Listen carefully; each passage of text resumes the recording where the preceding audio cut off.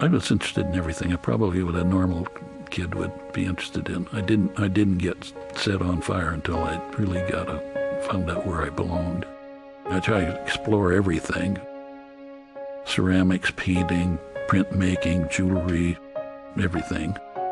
And this is what kind of evolved from that is sculpture. It was where I found the best means of expressing what I thought was the best in me. I discovered that that's what I needed to do with my life. And then I got really dedicated, and so people accuse me of being disciplined, but I really am ashamed because it's just my nature. This is the scarecrow's brain. That's the first one I did from that series. My life is like any growing thing. You know, it wants to grow into what it can be. And if you let it, well, it'll do it. I think that's generally true about people. If they're given the opportunity and shown that way is open, big things will happen. I think they've all got creative energies in them that are undiscovered. This is a stinger. That's also fabricated wood. When I graduated from university, I realized that I didn't know it all at all. I thought, well, I've got to find somebody to work with or study with. And I thought, well, who's the best in the world? And I wrote more a letter, and he said, send photographs, which I did, and he said, come on. Well, I did. Moore said, you got to live first before you can make art. And that was a major thing. He had a family, and I thought, this is the way to live, the whole thing, with the family and the structure, and then you got all that energy to direct where you want it to go. I learned a lot of technical things also along the way, but the most valuable thing I learned was the importance of your approach to life and what it allows you or what it confines you or how it twists you or whatever. The thing for me is the balance between the two things. And that's what works for me. And when I married, I said, I'm never going to make a lot of money. And she just accepted that as being okay, because I had another dream that was better. Often young artists ask me about how to be an artist or what do you have to do or how do you do it. And I tell them the first thing to do is risk your life. Find out what you're meant to do. Finding in life what's fulfilling, that makes your life worthwhile. It's embarrassing to think of work as being something a lot of people think of as something grueling they have to do every day to live, but it's not so with me. I just love it. John Cage said this, when he goes to work, everything comes with him. All his family, his friends, is all part of his being. He's bringing with him all his baggage he brings. He starts working, and pretty soon they start falling away until, if he's really lucky, he leaves himself.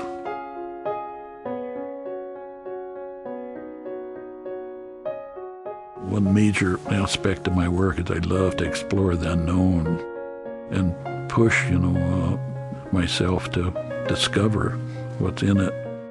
A lot of it has just to do with the beauty of this marvelous world we live in. I'm just astounded by it. The whole Northwest milieu, just a wild wonder. It's magic for me.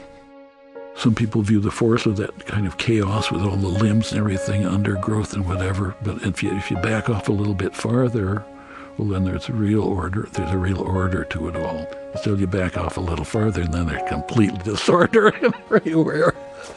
So, which layer are you going to focus on? Oh, they're all there, and they're all interesting to explore. There's a lot of work in between the magic moments. Just a lot of a lot of physical work to get to that. They all want me to work on them all the time, so I have to keep these wraps on them. When you recognize that something's happening, that answers something in yourself, that's a significant moment. Sometimes it's just an epiphany. Sometimes it's, when I get close, I say, oh God, like, give me one more day on this earth to finish this. The bound birds, those bands that go around it, there's no tension in them. You'll see they follow the form around. They just lay on the form. And this is, I see, as good human relations, the bonds that you feel with people, they just lie lightly on the forms, but they're there and they're powerful. One of my favorite sections of work, of a whole section of work, were the fragments of night sky. I loved it because I'd always thought a lot about, well, all the kids, when they're kids and when they're, looking up at the starry sky, going to sleep looking up in the sky, boy, what a purifying experience. And what a positioning it affords people, to put them in the proper context of relations to each other and to the cosmos. There's a little piece down there on the windowsill called Mole Greeting the Sun, which is very suggestive of coming out of darkness into light and being, blinded with the radiance of an idea. And a number of people just started immediately just shedding tears. A couple of ministers gave sermons about this little creature. And that, what can I say? It's rewarding to know that it's that moving to them. I don't work the way some artists work, as saying they know the image is in there and they just work at getting at it and getting the stone away from the image that they view in there. I work on the premise that it might change any time. It might evolve in many ways. I'm not trying to make a firm kind of statement per se. I'm exploring something I don't even understand myself. But I recognize the thing when I get there. It's a greater reality.